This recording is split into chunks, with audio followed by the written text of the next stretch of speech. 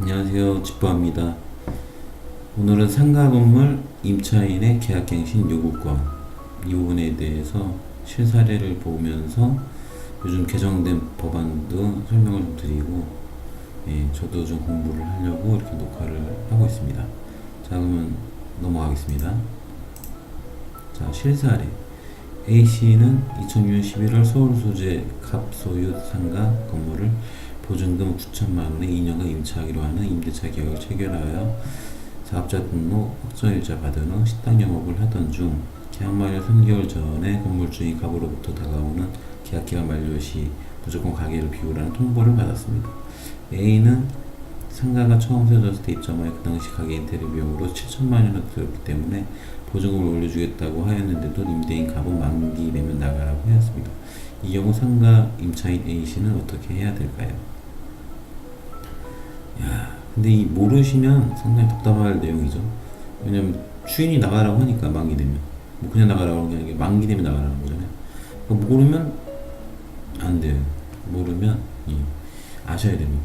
어제도 사실 저희 구독자분 중에 한 분이 문의를 주셔서 내용을 제가 답변을 드렸거든요. 한번 어떻게 해야 되는지 요즘에 개정된 법안도 있고 하니까 같이 한번 알아보겠습니다. 자, 상가건물 임대차 보호법부터 볼게요. 어떻게 바뀌었는지.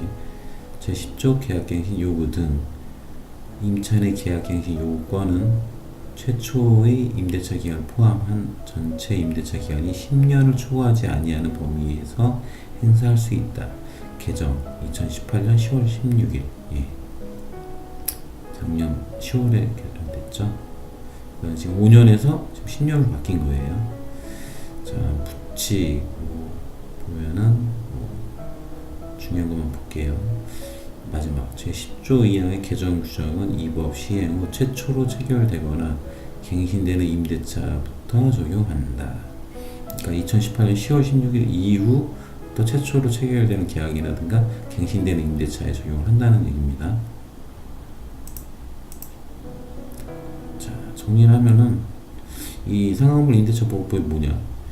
임대인의 계약갱신을 요구할 경우 임대인이 정당한 사유가 없다면 임차인을 쫓아낼 수 없도록 규정한 제도다.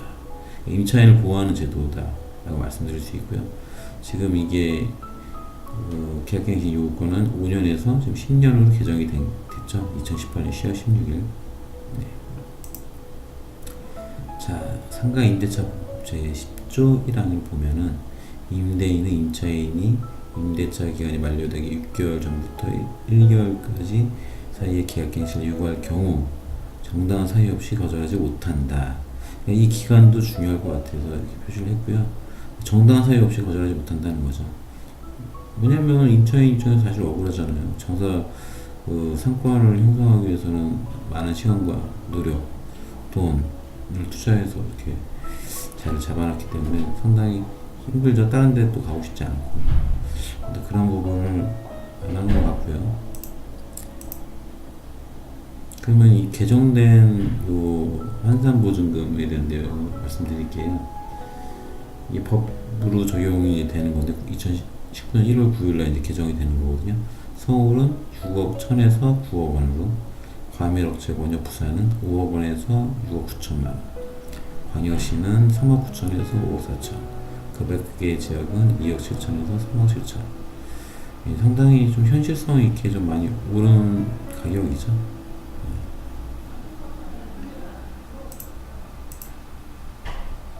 네, 상가건물 임대차 보호법 적용 범위. 좀 전에 말한 금액이고요. 환산보증 금액이죠, 이게. 환산보증 금액은 참고로 말씀드리면 임대차 보증금 더하기 월세 곱하기 100을 하면은 됩니다. 그렇게 해서 환산보증 금액이 나오는 거거든요. 자, 그래서 이 포함한 임차인들은 임대료 상한 제한 5% 혜택을 보고요. 그 환산보증 금액에 포함이 돼야 되죠. 우선 변제권도 혜택을 보고요. 근데 우선 변제권 이 지역마다 약간 차이 있지만 6,500, 5,500, 3,800, 3,000 그 정도로 지금 서울, 과밀억제권역, 광역시, 기타 지역 이렇게 나눠져 있는데 이런 내용도 나중에 한번 따로 보고요. 월차임 전환 시 산정률 제한, 이런 규정도 요 금액이 포함되면 혜택을 볼 수 있다, 적용을 받는다.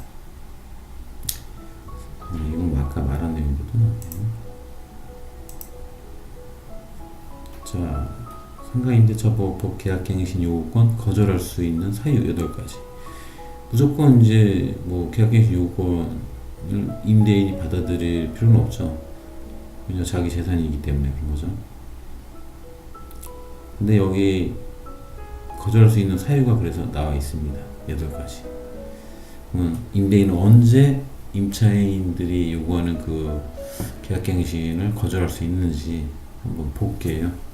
이 부분은 임차인분들이 어떻게 보면 더 잘 보셔야 될 것 같습니다. 해당 사항이 없는 경우에 임대인들한테 당당하게 권리를 얘기하시면 되시거든요. 이걸 근거로 얘기하시면 되십니다.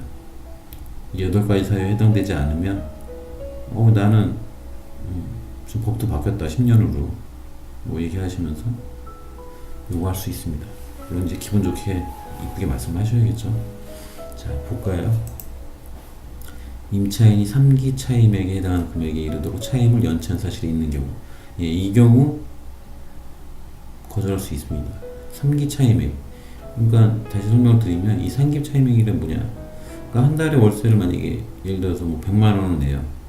그러면 곱하기 3을 하면 300이잖아요.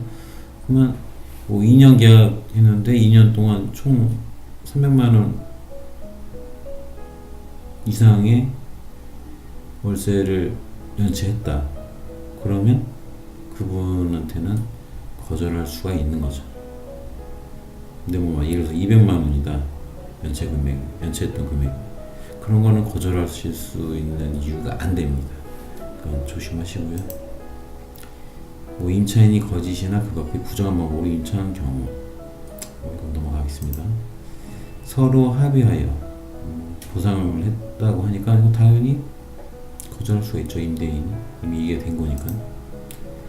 임차인이 임대인이 동의 없이 목적 건물의 전부 또는 일부를 전대한 경우, 자기가 월세로 들어왔는데 월세를 또 준 거죠. 그런 건 말이 안 되는 거니까 거절할 수 있죠. 뭐 임대인이 동의를 안 했잖아요. 임차인이 임차한 건물의 전부 일부를 고의나 중대한 과실로 파손, 거절할 수 있겠죠. 멸실이네요. 다음 사유. 완전히 없어졌다는 거잖아요. 멸실이면. 그러니까 뭐 불이 다 타서 전소됐다든가 뭐 하여튼 그런 식으로 되면 뭐 임대를 할 수가 없으니까요. 자, 7번. 임대인이 다음 어느 하나에 해당하는 사유로 목적 건물 전부 또는 대부분을 철거하거나 재건축 등으로 목적 건물의 점유를 회복할 필요가 있는 경우, 그 내용이 이제 밑에 나옵니다. 첫 번째, 임대차 계약 체결 당시 공사 시기, 소요 기간을 포함한 철거, 재건축 계획을 임차인에게 구체적으로 고지하고 그 계획에 따르는 경우. 이거 계약할 때 말을 했으니까 당연한 처사죠. 건물이 노후 훼손, 일부 매실 등 안전사고의 우려가 있는 경우, 이것도 당연한 이유니까 패스. 다른 법령에 따라 철거, 재건축이 이루어지는 경우, 이건 뭐 나라에서 하는 거죠. 법령이니까 뭐 도시개발계획이라든가 그런 거에 포함이 돼서 그 일정에 맞춰서 하는 경우면 당연히 뭐 거절할 수가 있겠죠. 8번. 임차인으로서의 의무를 현저히 위반. 임차인으로서의 의무라는 건 뭐 월차임, 월세, 제각제각되고, 그 다음에 뭐 그거를 자기가 점유하고 있는 그 상가를 잘 사용을 해야겠죠.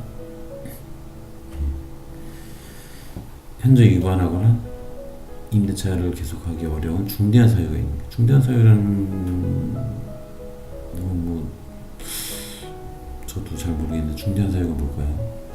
이 부분 저도 한번 확인해 봐야겠는데, 아무튼 이렇게 8가지 내용이고요.